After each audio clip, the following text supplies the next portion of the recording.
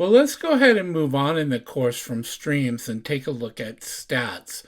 I'm going to click on the stats icon and it's going to bring up this page and it's asking us which stats would we like to view.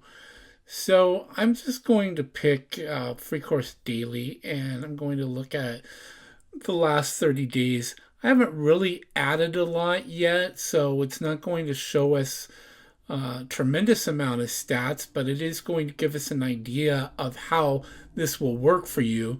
So it says that for Free Course Daily, we have 0 tweets, we have 254 followers, and this is the audience over the course of time. Now, this is not correct because I just added this within the last day. So it hasn't been tracking it over a long enough period to see real follower stats. And same thing here with content and hashtags and best times. It's not going to show us anything yet. So let's take a Facebook. We'll go in here and pull up one of my Facebook pages and filter for that and see what it shows for stats for this Facebook page. So it'll take a moment to load and then it's going to come up. It'll look the same, I believe, as it did there with Twitter. And it shows that we had 15 posts, that there's 545 friends. It actually probably should say maybe followers because for pages you actually have followers, but that's fine. It's showing us a breakdown of the type of posts. We've had 15 posts to date. 6 were text only and 9 were images.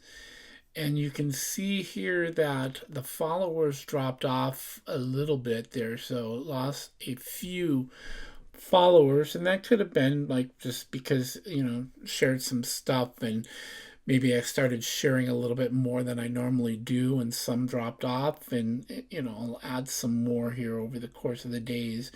It's showing the most successful content. It's filtering out by clicks right here. So I mean, it's not like a huge amount of clicks. It just really depends on your engagement and the type of followers that you have. So here by shares, this was the best image post right there. You can look at likes, filter by those that have comments maybe. So we're going to let this run and see if there's any. So there's nothing that's had any engagement there. And when you see stuff like that, you can start looking at like, well, how am I posting? Like, what am I posting? Am I asking questions to get people to engage?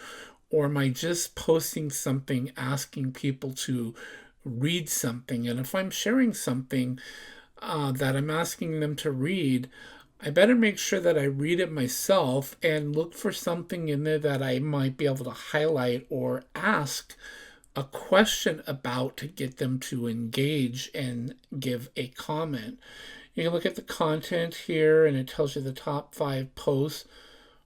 This one is first, and then second, third, and then it drops off fourth and fifth. And then the more posts that you start to add, it'll show you more information. And again, you can do it based off of shares, likes, and comments.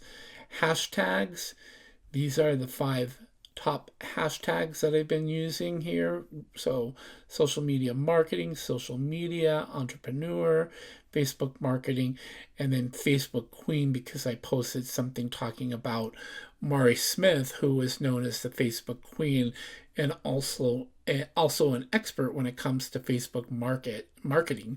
I would highly suggest that you follow Mari, and her name is spelled Mari, last name just like mine, Smith. Even though we're not related, I know her, I have not met her in person, but she, responds to, for someone as busy as she is, it's always nice when you see a comment sometimes or a like from Mari because I also am able to follow her as a friend on her personal profile. This last one right here is really nice because you can start seeing the best time. So the best time over this period was actually 2 a.m. and the best time or the day was Monday. So as you start to establish some history there, I got 5 clicks at 2 a.m. in the morning for something I posted. So that probably means that I have some followers that are located in a different part of the world than I am that are liking my content at 2 a.m. So if that's the case, you want to find out what it is that you're sharing at that time, what type of content it is, and maybe share a little bit more at 2 a.m. and see if you get more engagement at that particular time. And same thing with Monday. I know that from email marketing experience that 1 p.m. on Monday on busy time zones like highly populated in the US is what I mean, East Coast and maybe the Pacific time zone too, that's a good time frame to post because that's when people are engaging. Most likely after their lunch, they come back and they're looking at email and they might be looking at their social media. So keep that in mind. So again, you can go through and once you start using this and you get past these 7 days and you can look at 24 hours or whatever. So you've got these options to filter out. You just pick which one that you want, and then you can see statistics and start using those statistics to get better at sharing social media. Let's go ahead and move on into content research, and I'll show you how you can find content related to your niche and be able to share that and set that up for sharing.